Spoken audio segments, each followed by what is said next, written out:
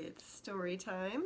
We're back in this book, and today we are reading a story from East Africa called Why Hippo Lives in Water. So I'll show you the first picture on here. We've got tortoise and some hippo feet and some plants there. So why hippo lives in water. Tortoise was very happy, moving slowly. He didn't want to swing like monkey or run like cheetah.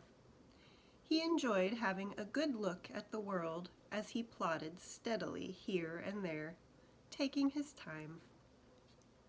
However, there was one problem with being slow. Tortoise couldn't easily escape from danger. Whenever he took a walk, he had to keep an eye out for trouble.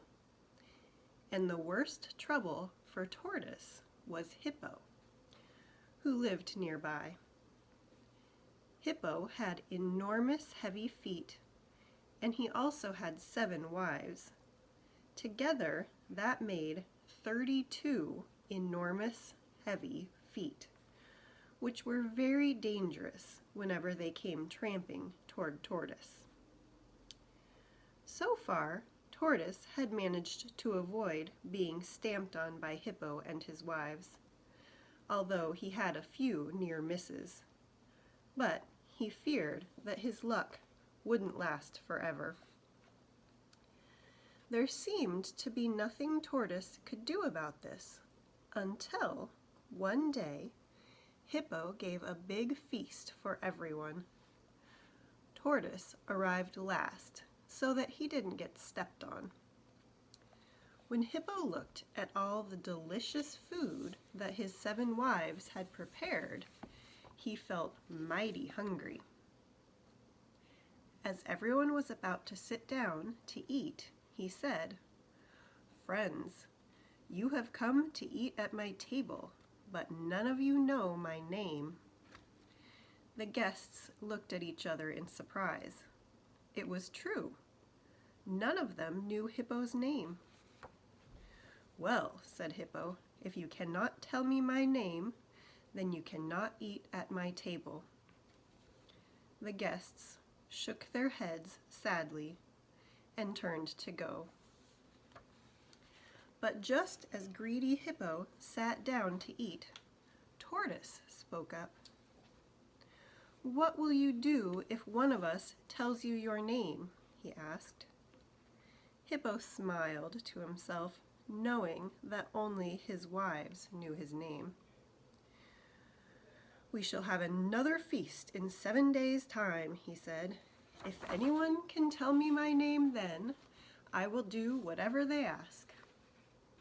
And he tucked into his enormous meal, pleased with how clever he was. So Hippo is pretty sure that no one's going to figure out his name, right? And I think he was also being pretty greedy. He didn't want to share his food. That's why he said that in the first place. Tortoise made his way slowly home, thinking up a plan. The next day, Hippo and his wives walked down to the river, as they loved the water and bathed every morning. Tortoise usually kept out of the way, but this particular morning, he hid in the bushes and watched them walk past. When they were all in the water, Tortoise crept into the middle of the path and dug a hole. Then he hid in the bushes again. I wonder what he's doing. Hippo finished his bath and started off home, with his wives trailing behind.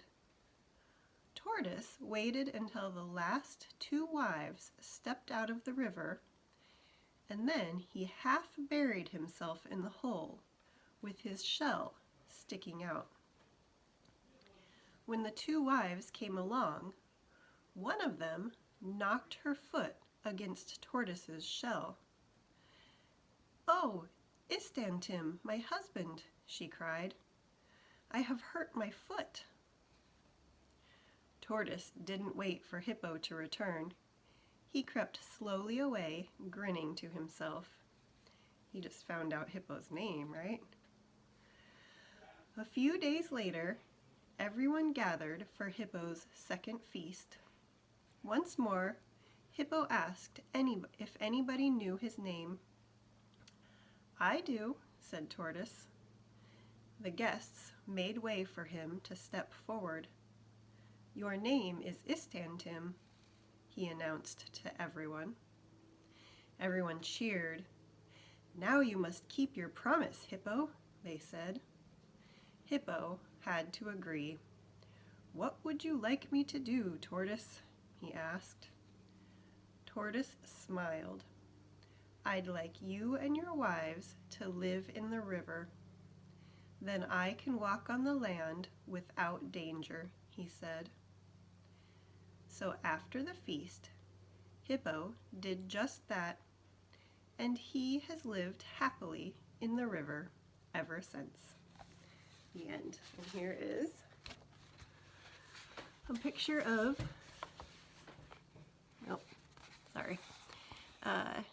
Tortoise looking at the hippos in the water there. I wonder if that's when he was going to dig the hole, when he was spying on them. So, there's our story for today. I'll see you all later. Bye.